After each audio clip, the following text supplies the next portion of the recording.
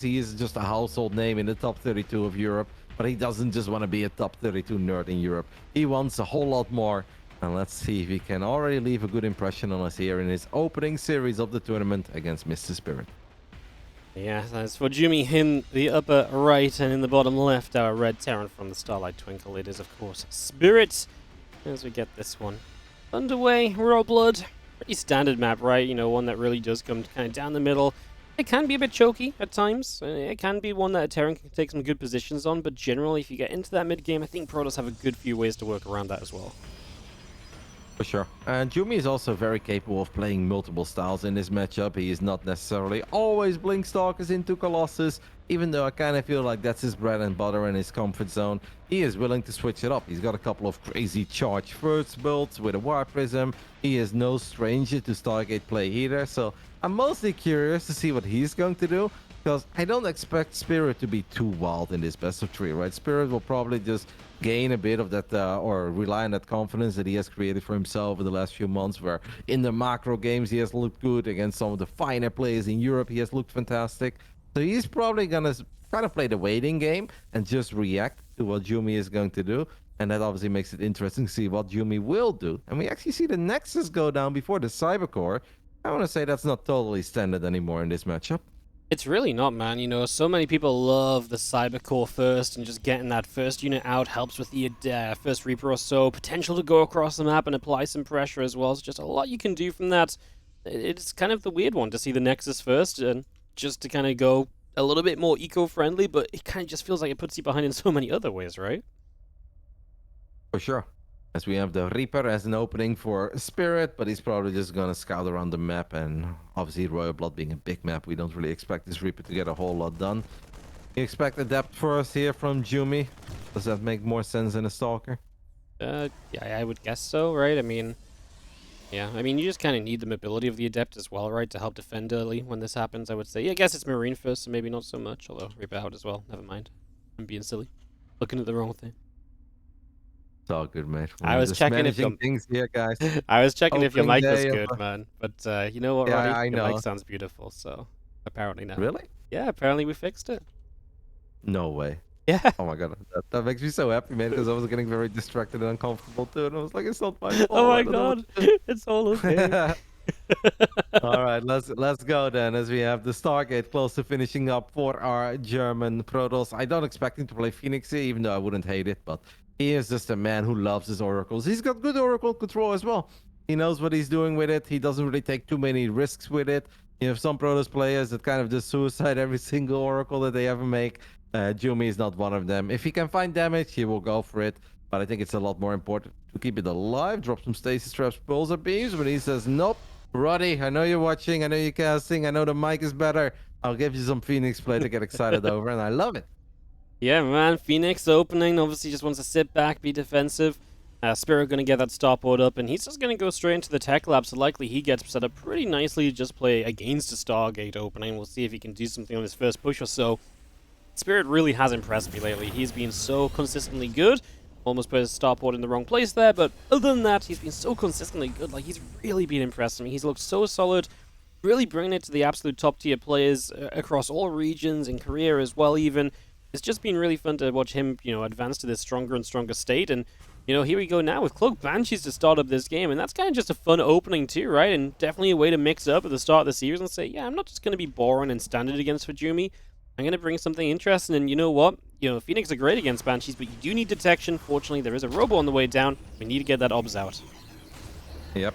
One thing that I'm always still worried about in this specific scenario is that we like overly defend against Banshees, and that may be fine, but then the Marines can just become a problem, right? Whether they have Stim or Combat Shield +1 or they have none of those things, if we are looking at 15 Marines protecting a tank, protecting a Cyclone, that is still a problem whenever you play this style, because until you have a Colossus out, there's just nothing really good on the side of Jumi against all these Marines. But that Robo Bay is actually quite early, 4 minutes 40 seconds. So as long as the scouting is good, he should be fine. And yeah, having observers or having access to observers is one thing, but it's also still important to have them in the correct position, because these Banshees, they don't need a long time before they make their way through a mineral line. Immortal first, man. So it's not even going to be that Observer first, so that could be a little bit painful. We do not have a battery in the main because you generally feel pretty safe when you've got these Phoenix defensively, but this Banshee's going to fly in. It's going to get a good few kills before it can even be shot at. Just needs to cloak up instantly. I was going to say, like, instantly. It does get cloaked up, and it will start to kill some probes, and ForJumy, like I say, now has to get that obs going ASAP. Massive probe pull. The Spirit should be pretty content with the starting point of this Banshee damage. Yeah, it's obviously a lot of lost mining time on the side of Jumi, 4 probes falling, but obviously it could have been worse if it's like double cloak Banshee just waiting on the right side. Now that Banshee is going to live, though Jumi didn't even keep track of it, because I guess he knows that if there is one cloak Banshee, there will pretty much always be a second one, and he wants to make sure that he's not out of position, as this Banshee is going to show up one more time. It will run out of energy. Now we need to make sure that we don't do that thing where the Observer goes to the right side and then the other... Okay, well, we take care of the left Banshee first, so we don't have to worry about that thing, but this is still a decent amount of damage. 9 probes in total, no, 8 probes in total, but a lot of probes not doing what they're supposed to be doing. Yeah, the mining time lost here is obviously going to be one of the major parts of this. You can see Spirit taking a massive income lead on the income graph because of that, so those worker pools, man, they really are such a major part of the game, and they really do change things up a lot. And after all of this has been done, look who's coming across the map. It's Spirit. Full of bio, stim and combat shields finishing up in a few moments, and, well, Phoenix don't help too much against these kind of armies. This is why you need stuff like the Colossus, and he was building that Immortal, by the way, for such a long time. He cancelled it. Without an Immortal to help buffer, I'm actually a little bit worried here for ForJumy as well. Maybe we can lift all the Marauders, and then every single shot of the Colossus is going to be cash money if it just fires at Marines. But yeah, there's 4 or 5 Marauders to worry about. There's a Cyclone to worry about. And soon there is going to be a tank to worry about as well. Unless I am... Nope, I'm just hallucinating that tank. That did not happen. We're going to need some very good target fire. Battery overcharge is absolutely needed. We will go for the overcharge. He is indeed going to try to lift as many armored units as possible. But look at the micro Spirit. I love it. Marauders in the front, Marines in the back. Marines gunning down the Phoenixes. And this was a pretty sweet fight for Spirit. But Jumi will live to fight another day, as he's now going to try to punish all these retreating units. Can he get a decent amount of them? Lost a lot of key units, though. That may seem like a hold, but it was a very painful hold. Yeah, I mean, it was... I actually thought initially Spirit might have been able to dive the Colossus. The force fields went down. I was like, no, I actually don't think they're good enough, but Spirit respected it, and he didn't go for that dive forward. He does get away, but yeah, ForJumy is... still reeling a little bit on the tail end of this, and obviously Spirit is still building up. 3rd CC in position. ForJumy's 3rd doesn't have any workers on it. He's down 13 probes right now, so he's in a rough spot when it comes to worker count, and that obviously just ain't pretty. A 14 worker deficit when you're playing PvT, that is that's a nightmare scenario. Yeah, maybe it would have almost been okay for Jumi to just send it there, right, and hope that he could micro his Colossus, keep them alive. For Spirit to pull the SCVs to stabilize, so we can like make this game a bit closer. But by disengaging, you can say like, okay, at least we maintain our sexy Colossus count. But the thing is just that the Terran army is going to grow so much quicker than the Protoss army. We don't have too many Phoenix anymore, but 4 Phoenix can still, 5 Phoenix even, can still actually chase down these medevacts. I want to see Jumi chase this down, though. He cannot let this army escape. It's a shame that the army turned around for a split second, because I feel like he could have punished that pickup there by Spirit. Yeah, absolutely. That felt like a moment where you can get on top of that army, it can't get away, and you just have to take the bad fight as the Terran. Now we've got a drop on the top side. We still got these units moving up the right. They could do something, but ForJumy is also going to be across the map, so there's going to be a bit of a mixed bag of what's going on. We'll see what Spirit's defense looks like. Well, it's actually non-existent. There's nothing at home for him. So it's going to be base trade time, and, well, Spirit hops into the main base. He does a couple of units on the low ground. He actually gets cleaned up on the natural already because of the Phoenix, so that's going to be something to keep in mind, and his medevacts are going down. ForJumy on this counterattack is looking pretty good, Roddy. Yep, but the Vikings could become a problem on the other side of the map. There are a couple of Marauders in the mix here as well. Spirit is going to try to crank out a few Liberators, but these Libs will not be out in time, so Jumi can actually kind of make himself comfortable in the main base. If he, we need to get on top of the Liberators. Don't forget, these Stalkers don't have Blink, and since the Phoenixes are not here, this is obviously a problem. Almost all of the gateways are empowered in the main base. The 3rd Nexus falls. But Jumi still trying to do as much as he can on the other side of the map. It's just that the Libs are a problem for the Stalkers without Blink. One of the Liberators did go down, and the second one goes down as well. I mean, Jumi's army still pretty big, and Spirit has honestly made this game very complicated for himself by sending all of these units to the other side of the map while he was looking at an army that he could have absolutely fought. Now it's still gonna get somewhat close.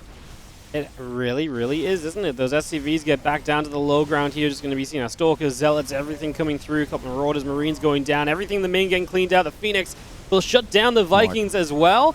And, I mean, Spirit's dropping units back over here, but they're not going to be enough to fight this. So this is looking really rough. He's pulling SCVs away. Actually, just going back to the natural. But, man, there's another Liberator pops out. Can that be enough? 2 Stalkers and 2 Sentries will target it down with the Phoenix helping, of course, though it's very different to before. And ForJumy is looking like he has enough to shut down and win game number 1. Wow. Oh my goodness, Jumy bringing the Phoenixes over in an absolutely fiction moment, diving on those Vikings as well before they were able to fight alongside all the other Terran units. And I would almost say against all odds, Jumy takes game 1, and not because we didn't believe in him, but this just was not the kind of game that Jumy is supposed to win against Spirit. He's down 14 freaking workers. He barely even survives against the first Terran move out. But wow, I mean, that's definitely a bit of a throw on Spirit's side, but well done by Jumy, man. He had very few win conditions, but I guess making yourself comfortable in the Terran main base, getting on top of the production is one of them. Yeah, I mean, it just felt like Spirit had nothing in that moment, especially, right? And he had like one drop on the natural that got cleaned up very quickly, then the drop on the right side shows up. It's like, well, that was the scary part. That's what was doing damage, but it was nowhere near as meaningful as the entire army of ForJumy being in the natural, pushing straight towards the main before any defensive setup really got underway as well. Those were all pretty major parts of that, and yeah, just well played by ForJumy. I mean, he definitely had moments where I think you were right. He could have jumped, he could have pushed in those moments a little bit better, but he found his moment in the end. When it mattered the most, he really did find an opening and puts himself up 1 against a Spirit who, as we said before, was really, really good coming into this event. A loss for him here in the first round would be an absolute shocker. Yes, it would be. Jumy is a guy that I think is allowed to dream of making it into the next round. It's not going to be easy, but it really comes down to like who he plays down the line, and maybe coming into this first opening match of this Swiss format, you'd be like, okay, that's always going to be tough. But I think especially in the second match, if he would go 0-1, I think Jumy will be the favorite against almost everyone else that he plays. But obviously, if he can get start off with a win here, that'd be very big. But that young, sweet German man who's always smiling, always giggling, it's just kind of overflowing with passion. And that's one of the main reasons why I really like watching Jumy. He just enjoys himself when he plays StarCraft 2 Wadi, and that's not a given for all of these guys. That is absolutely not a given at all as we get ourselves ready for Grezfan for game number 2. Yeah, Jimy's so active as well. He's always asking me, hey man, I want to play in this event. Can I play in that event? And it's, it's kind of refreshing, where, I don't have to chase players down. They're chasing me down to play. It's a good feeling, Roddy. As we kick off to the top left side of the map, our Red Terran, who will be down a game. This is Spirit. And that, of course, means that in the bottom right side of Grass 1, we're going to take a look at the main base of the man that is representing Berserk Esports, taking the 1-0 lead. That is surprising, but looking how that game started out, it's even more surprising. It is Jumy.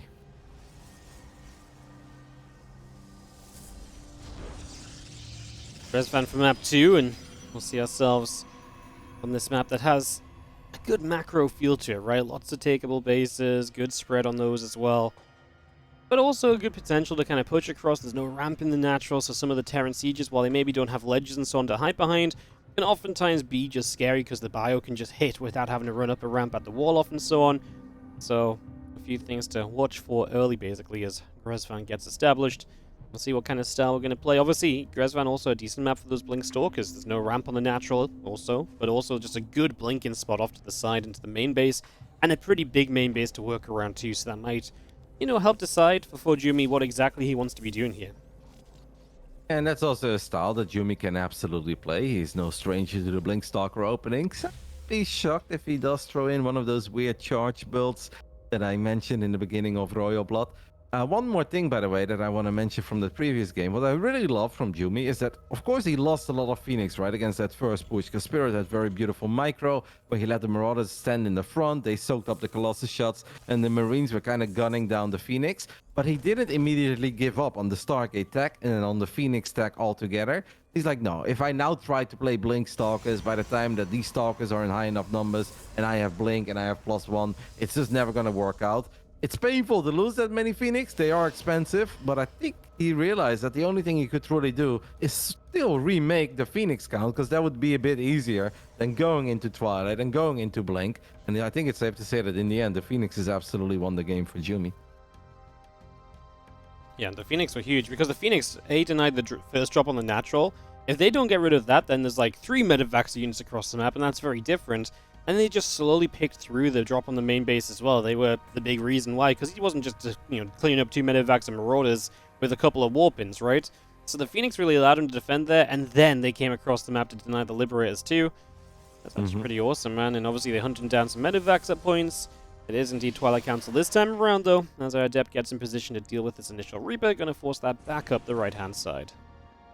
And also those 2 Vikings that they got on top of immediately before the other units of Spirit showed up, because that really could have made a difference too. Sniping those Vikings before the fight truly started, all kind of just lined up perfectly. I'm sure that Jumi knows that was not a perfect game, another game that he can truly rely on repeating that over and over again. But it doesn't matter. This is the DreamHack Masters. This is the Europe Regionals for the ESL Pro Tour. A win is a win, and that's the only thing that truly matters for a guy like Jumi. As it seems that he too is gonna take a note out of the playbook of D. Mauer. Do we also have a gateway in the bottom left side? Yes, we do. But Spirit is going for a starport. And now the big question is, will Spirit be able to sniff out that something A is not quite right, and B, will he invest in a Raven or not? Yeah, I mean, Raven is a big go-to, and a lot of the time, a lot of people just get one, no matter what these days, especially in PvT. It's much more affordable, it builds much more quickly, it fits into your builds, but he's going to go cloak Banshees, and this time, the invisible units are going to hurt him because of the invisible units on the other side. His Banshee Star was fine last time, but yeah, it's just unfortunate, because if that was a Raven, we think we'd be in pretty good spot as Spirit. Because it's a Banshee, he's going to have to be really good with his scans and really good at this initial DT defense. Yeah, he's building an early eBay though, right? I feel like earlier than Terran players would normally build it, so I have the feeling that Spirit is thinking about DTs. He obviously only saw Adepts on the other side of the map. The Reaper and the Hellion did a very decent amount of damage, way more than you would normally do. Didn't see any Stalkers. He is going to build a missile turret immediately, but these DTs are still very quick. Do we have a scan? Yes, we do, I think, in the natural. Can the Dark Templar make it into the main base? Nope, scan goes down. DT gets picked off. Second DT is just waiting, but now obviously Jumi knows about that missile turret that's finishing up, and it's 1 Banshee into Raven, so it did feel that Spirit just realized something was missing, something ain't quite right, and he was expecting the DTs, and now the Banshee actually finds the pylon, the Dark Shrine, and the gateway, and that's obviously big for Spirit. It's actually really good, because he was actually starting to build Shadow Stride, right? So nice to be able to stop that and just say, nope. Don't get that DT upgrade, and eventually if you kill this Dark Shrine, that just removes DT harassment from the game for a while, and forces you to rebuild the Dark Shrine, which is not a cheap investment, so, definitely worth picking through that if you get the chance, and I don't see why this Banshee wouldn't stay on it for a while, unless you want to get the Banshee in aggressively, but at this point I'd be kind of shocked if there wasn't preparations against the Banshee. There is going to be in the main. Spirit's going to rally it around. We'll see if he actually ends up going to the main base in the end. Now it's this kind of worst case scenario for Jumi. Not only did his opening not really work out, but now his follow-up is not going to work out either, because he cannot get Shadow Stride. He went a charge before Blink, which means that even a single Banshee is going to be hard to deal with, man, because Protoss units just feel so silly. If you don't have Phoenix, if you don't have Stalkers with Blink, how are you supposed to deal with different forms of harassment? Well, we have an Observer, a couple Stalkers in a battery. That's obviously good enough against a single Banshee. But do we also have enough Stalkers to deal with the other turret harass? I highly doubt it. Ooh, now we get the Raven, as the auto turret will continue to just work through one more probe there in the end. The Raven very nearly going down, just about escaping. And we got a Marine just pinging through the Dark Shrine. Of course, very nice to keep the Raven alive, because if you have that Raven, you can have so much use out of it later on. This is an interesting way of trying to clean up a proxy gate and a proxy Dark Shrine. You send over a single Marine. Obviously, he's more of a scout for Spirit to make sure that Jumi did not repower these buildings, and he doesn't have to worry about a bunch of Zealots being warped in on this side of the map. That Raven taking that much damage was a bit surprising to me. Jumi had 5 Stalkers, but yeah, it was a perfect 3 and 2 split. Banshee didn't get a lot done. Raven didn't get a lot done. Still a very uncomfortable game for Jumi, not a game that I think he's very fond of, but it does not seem that Spirit knows this was charged first, because he obviously barely saw any Zealots. He mostly saw Stalkers, and this is not a move out Wardy he would ever make if he knew that this was charged. Yep, moving out too soon versus Charge is a leading way of Terran players to lose games that they're looking pretty good in otherwise, and he is looking good here. Up in work is army supply decent, but it's, again, Charge is just so powerful, Zealots swarm you so quickly. What's becoming interesting is obviously ForJumy's going across the map, and these two armies may actually just miss each other. Spirit League is essentially just a drop in the top side. As we do have our Protoss force moving around the left. A lot of Spirits units coming back home, and boy, do they need to. Because you have a Widowmine drop. Oh. Oh, that was seconds away from disaster. This Widowmine is still not fired. Jumy in the end will take care of it. A couple of Marines are going to kill even more probes. This game is probably not going to go on for much longer. Is this army ever big and powerful enough to straight up win the game with that tank on the high ground? I kind of doubt it. That's a very sweet tank. And look at all these supply depots, man. Like, it's hard to believe, but supply depots are great against Zealots, Wardy. Supply depots really are great against Zealots, choking them up, stopping them from getting to where they want to be. And yeah, for Jumy, as he loses the third base, he knows he's just got to pull the trigger and commit here. It might not be what he wants to do, but it's pretty much his only choice. So, in we go. He's got force fields to at least stop this bunker being repaired. We've got some units from Spirit, coming back from the right side. Oh, but Jumy is not going to get the siege tank either. The prism goes down, and yeah, that was pretty much as bad as this fight could have gone, honestly. Yeah, I don't think that could have gone any worse. Obviously, it was a losing game for Jumy already. He just did not have the setup to really deal with harassment. The Widowmine drop in the main base hurt. That mine drop went into the natural, synced up with those Marines that were left behind on the right side. So Jumy was losing every single probe. He knew that his only chance of somehow winning this game was just by sending it. But yeah, that played out in a rather uncomfortable manner with just barely not getting the tank. And at that point, it almost becomes personal where you're like, all right, I know that I'm dead, but I still want to get the tank. And he didn't get the tank. It's a double victory for Spirit in game 2. Double victory, definitely mentally, but maybe doesn't show on the scoreboard. But we are heading into altitude. And Spirit for ForJumy will look to be 1-0 at the end of their first day of playing. That 1-0 means you're only 2 matches away from the playoffs, of course. Again, this new Swiss format, everyone gets seeded in against someone in the first round. Then in round 2, you play against someone that's either 1-0 or 0-1. And the main aim is to get to 3 wins with 5 matches, your maximum that you can play. So, just to keep that in mind, because I know not everyone's super familiar with this new Swiss format. But basically, the magic number is 3. 3 wins and you're through, 3 losses and you're out. That is an easy way of putting it, 3 the magic number. And obviously, we can just say that winners play against each other and losers play against each other. And yep, there we go. Follow that trend, and you have a pretty good idea of who is going to play who. So, for instance, there is a chance that we can get Serral versus Spirit, because I don't think there really is a bracket, right? I think it's kind of random on which winner plays which winner.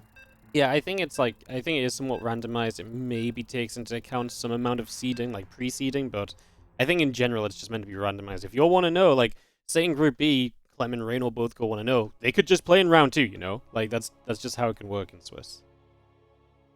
That'd be kind of exciting for a lot of us, and maybe not that exciting for them. But I think even if that would happen, they obviously have plenty of lives to still make it into the playoffs, and that is the one thing that truly matters about group stage play. But for a lot of these kids, it's just like, all right, I want to test myself against some of the bigger names in the European scene. And Jumy really has been working hard on his game. He traveled to England. He won an epic LAN against some pretty fierce competition. And lately getting some big W's on the board. Now he wants to see if he can do it on the big stage against a man who really has been in the shape of his life, and that is Spirit. Game 3 is going to be played on altitude. It could very well be this man going up against Serral in the next round. If he is able to win this one, top right side are Blue Protoss, hailing from Deutschland. This for ForJumy. Taking on our Polish Terran player in the bottom left, like you say, the shape of his life right now when it comes to StarCraft 2. He is representing Starlight Twinkle, Spirit. I have to say that so far this best of 3 I don't think is a great indication or a great showing what Jumy is all about, right? Because if you don't watch a whole lot of Jumy and you watch these 2 games, you're like, random, weird, all-in Protoss just tries to all-in every game. But that really isn't Jumy, right? I actually think of Jumy as a very macro-oriented player who is comfortable in the late game, who is great at controlling late-game armies. It's just that I think the first game, it didn't go according to plan. And then he's like, all right, I have to flip the script. I cannot rely on what I wanted to do because I'm just too far behind economically. And he was forced to send it. And I think that game 2 was then the one-off, right? Where I'm trying to gain some momentum with the DTs, and then I'm going to surprise him with Zealot Archon, but obviously the DTs just didn't get anything done. Spirit had a very good read after the Reaper Hellion opening. I kind of always feel that if you go for a cheeky, super early Dark Shrine build like that, you want to sell it as convincing as possible that it's not DTs, right? Like, it's okay if your DTs show up 5 seconds later, but because of that, you have 2 Stalkers at home, and you're like, hey, Blink Stalkers, mate, nothing to worry about. Like, those later DTs have a lot more potential than the quickest possible DTs, but clearly something is missing when the Terran player takes a little look at your natural.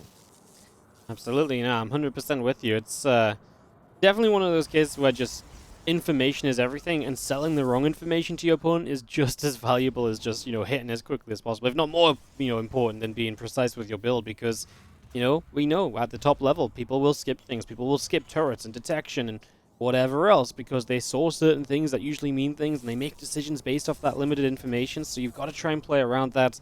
And you're right, that just wasn't there in that game 2 from ForJumy.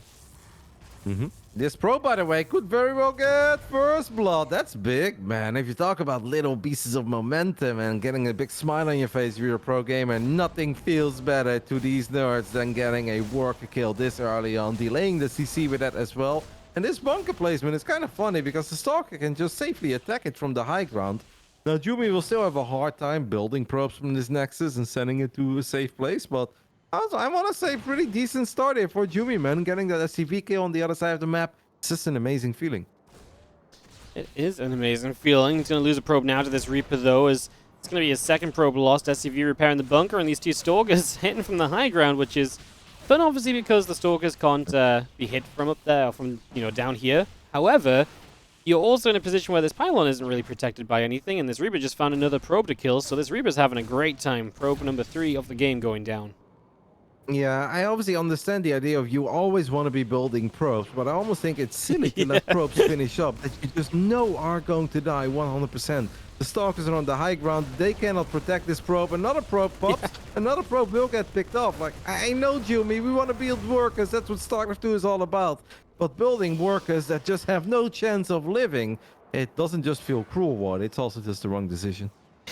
His macro is just too good, Roddy. He can't stop. But this time to a fault, obviously, is... Yeah, that was just a bunch of probes essentially gifted to you. That was really not too great, as we have our Reaper going after that probe, getting another one in the main base, and this is the kind of damage that really adds up. Oracle obviously has a long time to get across the map because, well, it's a big map, and there's a Cyclone already at home, there's Marines as well. Spirit looks as though he's going to be pretty well set up against this Oracle, and if this Oracle goes down too quickly here, this really could be super disastrous for ForJumy. He gets locked onto by the Cyclone. Cyclone can't stay in reach, though. At least the Oracle gets away, but only getting a drop of Revelation. It doesn't make up for all the workers that you've lost out. No, he just lost a few too many probes, especially the last one in the main base. That's a painful one, too, when the Reaper is 1 hit away from dying. Not 100% over, though, because Jumi is still working with a 5 to 6 worker lead. We got a pretty early Twilight counter as a follow-up. I am expecting Blink this time around, as Jumi drops another Nexus 4 minutes 50 seconds into the game. It's not Blink. We're just gonna play Phoenix Zealot after the Oracle. Okay, I mean, I don't hate it. I do feel like our Phoenix count is a little bit low for this phase in the game if we want to play this specific strategy, but obviously one good fight is sometimes all it takes if you're playing Phoenix Zealot. Yeah, I like it because to me it's almost more of a comeback composition where it's like, hey, if you mess up and attack into me too soon, you don't realize what I'm doing, I can swarm you, and I can do really well in that situation, so I kind of like it for that. I feel like there's some potential, and you're right, like right now it's maybe not the Phoenix count you need, but like I say, I feel like the opportunity there is there at the very least. And Spirit is going to actually go Widowmine dropping with his first medevac before reactoring out another couple, which will then join up with some bio units and likely push across the map as well. That Phoenix will do what they can here. Sees the starport just getting in position. Actually has a Cyclone it can pick off if they want to. Going to lift and now put some damage onto it. Nice to just remove that. A little bit of map control removed from Spirit. Get that kill. And the Marines take a few steps out, but nothing too major. They don't even get caught in the stasis ward. Now they do. Never mind. Couldn't have timed that any better, mate, because they do get caught in the space war. You know, the nice thing about killing the Cyclone is not just because the lock-ons are annoying every single time you're flying around. It obviously makes it a bit more doable for these Phoenixes, maybe to get a bunch of shots off on medevacs early, or you can just do stuff like this. Normally, you don't want to do this if you have to worry about the lock-on over and over again. But when Zealots and Phoenixes fight bio, what you don't want to see is a bunch of Zealots attacking a Cyclone, right? Because that's suddenly when Cyclones feel a bit more tanky. Marines can stand safely behind it. You want the Zealots to get on top of the Marines as quickly as possible. So eliminating that Cyclone is actually a pretty big deal. Now, this Widowmine drop also has some potential, and obviously at this point, Spirit will also know that he is playing against Charge. And I think that's a monstrous scout besides the damage this drop is dealing. Yeah, that was good micro as well from him. He put the lifted the Hurt Marine up in the throne and just dropped it back down. Just cute little play, some extra value here, and he gets himself 6 probes in total, and that is just damage that keeps on adding up. Damage like this is the sort of damage that ForJumy, he didn't have a start good enough to really kind of, you know, absorb damage like this, and now you see units going across the map. There's a gateway in the bottom side. It feels like he's just about to send it into this natural and hope that he can maybe win this out real soon.